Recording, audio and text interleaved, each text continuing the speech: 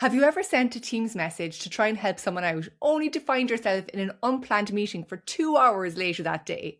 Or you send a quick email to close out a task, and all of a sudden it's back and forth with more and more people being added, and your whole morning has been wasted. When we communicate at work, it's to help each other out, to get things done, to move things forward. But quite often, the way we communicate can get in the way of the work being done. So today I'm going to share 5 things I want you to check before you hit send, whether it's an email, a quick message, even when you're preparing for a presentation.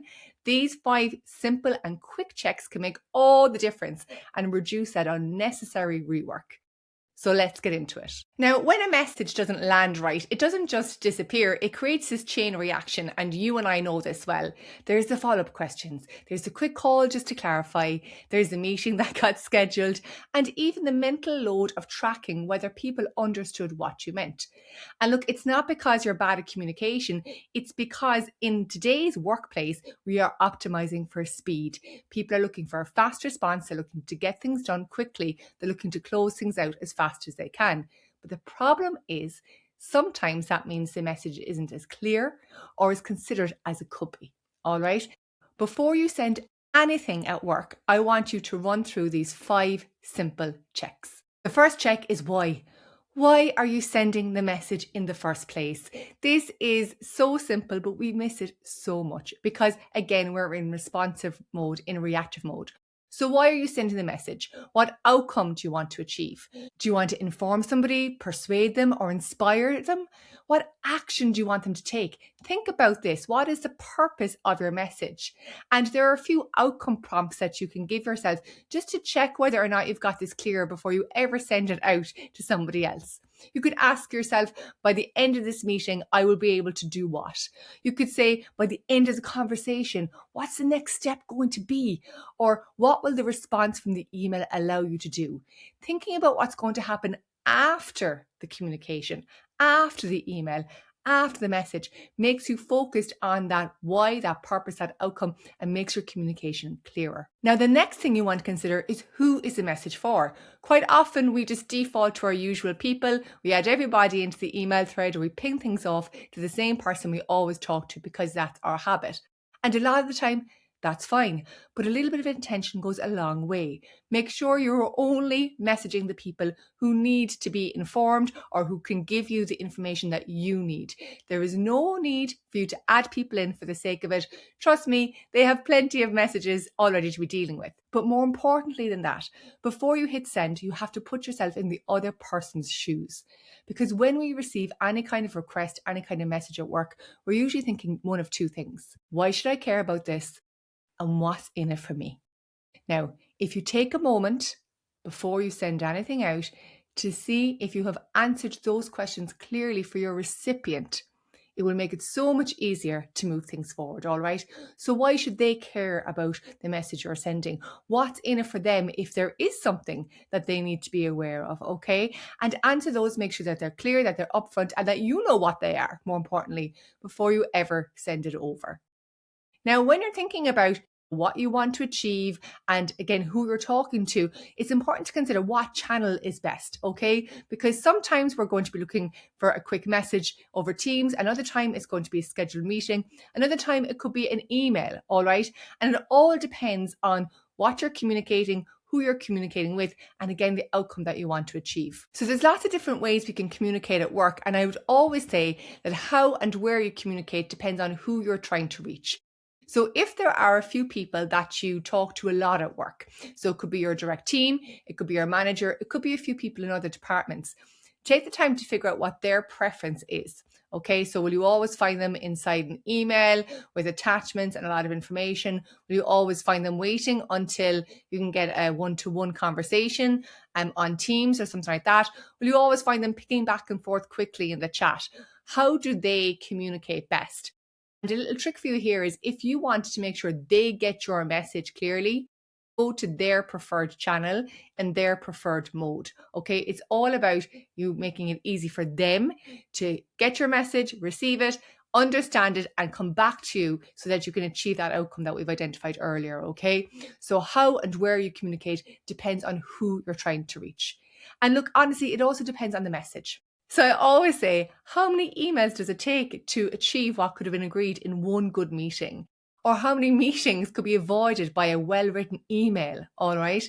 And so when you prepare what you're going to say, when you think about that outcome and who you're talking to, you're more likely to choose the best channel. The next thing I want you to check before you hit send is whether now is the right time. You know you've got something to say, but is now the right time to say it? Because again, it might be convenient for you to send the email right now, but is it convenient for the other person to receive the message?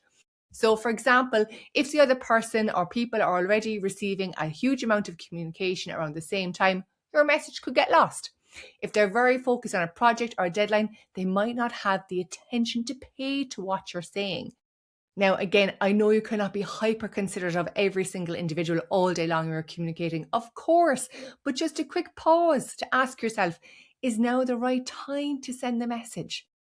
Quick pause might make all the difference. And of course, then it comes to the message itself. Okay, so the next thing I want you to ask yourself is, does my message fit the 4 C's for great communication? Is it clear? Does it have simple language that's easily understood? Is it complete yet concise? And what I mean by that is, does it have all the information that the other person needs to understand the message? And is it only as long as it needs to be?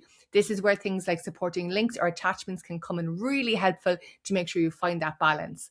And again, going back to your audience, going back to the recipient, how will the message be received? Take a moment to sit on the other side of the screen and consider, how will they receive the message? Is the tone right? Is the language right? Does it get across what you want to convey? And look, before you send the message, here are the 3 things that I want you to absolutely check. What do you want them to know? How do you want them to feel? And what do you want them to do next? These are the 3 things that we have to be checking every single time we are sending a communication at work. Now, so the big question is, how will you know if you were successful in that communication? You could say, well, I will know if the person did what I wanted them to do, if I achieved the outcome. And yes, that's partly true. But you don't know if they did what you asked because you're a great communicator or just because they knew they had to do it. So getting feedback on your communication is absolutely crucial if you want to improve. Asking them, did that message land okay? Could I have done one thing differently to make myself a better communicator, to make things more efficient at work? Get the feedback so people aren't helping you out in spite of how you communicate and not because of how you communicate. So I'm going to wrap up this video now with a few practical tips to help you become a better, more effective communicator at work so that we can get things done, so that we can close things out, so that we don't have that unnecessary rework. And the first one is to draft and improve. Never send the first version of your message. Write a draft or outline of the key points that you want to say, and then walk away even for a couple of minutes and then come back and improve the message by 1%. Okay, again, considering what do you want to achieve? Who are you sending to? What channel are you going to use? When are you sending that message? And is that message clear, complete, concise, and considerate?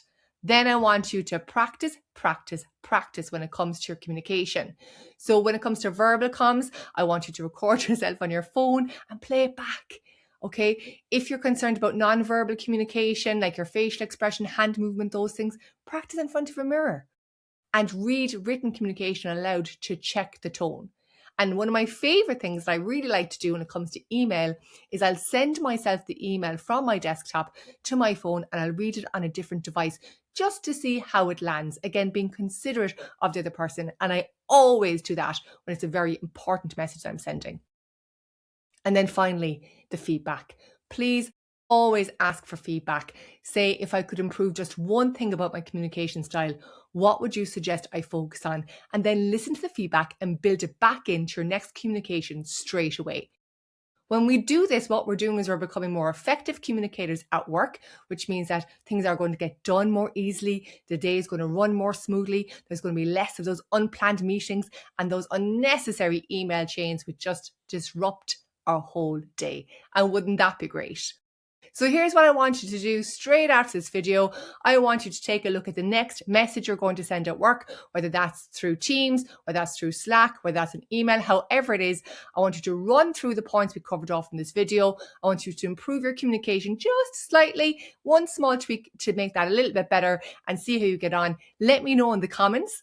And of course, be sure to like this to let me know if it was valuable, and subscribe to get my next video. Talk to you later. Bye.